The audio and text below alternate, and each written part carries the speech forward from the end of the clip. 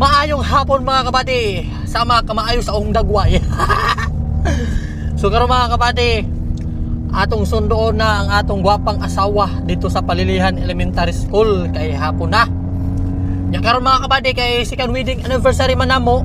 So nagyud tay regalo diha para ibigin. So nagdala dito karon mga kabady og flowers, no? Grabe. May flowers si Kuya Dams ninyo mga kabady oh. So mao na atong ihatag sa mga kabady flowers. Yan pag yun yung favorite color, violet or purple. So muna ito yata sa iya mga kabady. No, pampawala magyapon ni sa iyang kakapoy mga kabady, labaw na og mga bata kabadlongon, stress gyud ang maestra.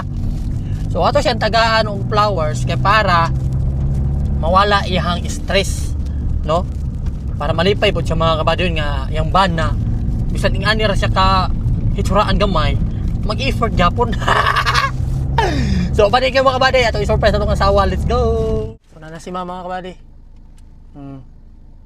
Si Ma'am Sherilyn.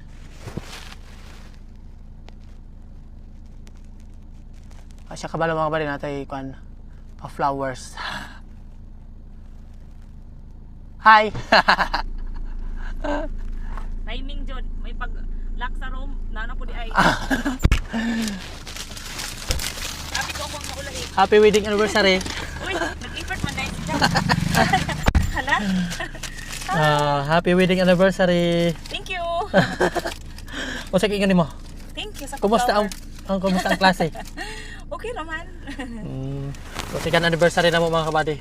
Flowers lang sa kay kuan pa, Piki. I love you.